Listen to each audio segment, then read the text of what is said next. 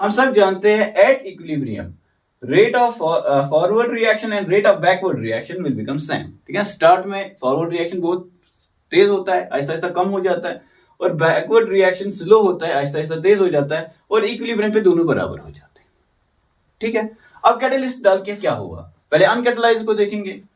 ये rate of backward reaction, ये जो है blue rate of forward reaction, दोनों बराबर हो गए किसी टाइम पे, फॉर एग्जांपल 30 मिनट्स पे इक्विलिब्रियम अटेन हो गया।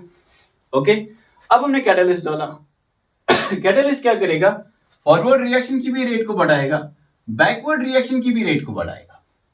ठीक है, this portion of the graph, बहुत सारे मॉड्यूल्स मैंने देखे जो गलत लिखते हैं। Even the best coaching institute of India, जिसकी बहुत सर्विस है इस कंट्री के लिए, मतलब 99.9% सब ठीक है, बहुत बढ़िया है, लेकिन इस ग्राफ में उन्होंने भी गलती की है। उन्होंने ये ग्राफ जो है कैटलाइज्ड रिएक्शन का फॉरवर्ड रिएक्शन के लिए नीचे लाया है, अनकैटलाइज्ड के नीचे, और rate of forward and backward तो सेम होता है इक्विलिब्रियम पे, लेकिन अनकैटलाइज्ड और कैटलाइज्ड के लिए उन्होंने सेम दिखाया है, जो सही नहीं है।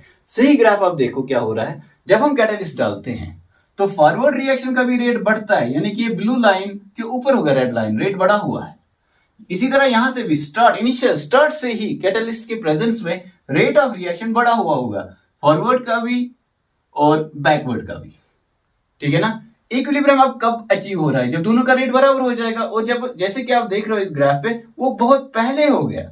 अगर ये 30 मिनट है तो ये फॉर एग्जांपल 20 मिनट्स पे ही हो गया, या 15 मिनट्स पे ही हो गया, 10 मिनट्स पे ही हो गया। ठीक है ना, और दूसरी चीज जो यहाँ पे हमें देखनी है जरूरी, वो ये है कि रेट ऑफ फॉरवर्ड और बैकवर्ड बराबर है, लेकिन अनकैटलाइज्ड के मुकाबले में फास्टर है। बराबर है, ठीक है ना, फॉरवर्ड और बैकवर्ड बराबर है, चाहे कैटलाइज्ड लो अनकैटलाइज्ड, इक्विलिब्रियम बोलते ही तब है जब फॉरवर्ड और बैकवर्ड रिएक्शन का रेट बराबर हो, लेकिन कैटलाइज्ड प्रोसेस में वो ऊपर होगा ग्राफ, यानी कि फास्टर होगी रिएक्शन, फॉरवर्ड भी तेज हो रही है, बैकवर्ड भी तेज हो रही है in presence of catalyst in comparison to uncatalyzed reaction. So these two graphs demonstrate the role of catalyst in equilibrium. So catalyst डालने से equilibrium constant के वैल्यू में कोई फर्क नहीं पड़ेगा। अगर इस प्रोसेस के लिए कि इक्विलिब्रियम 20 है, तो इस प्रोसेस के लिए भी कि इक्विलिब्रियम 20 ही होगा।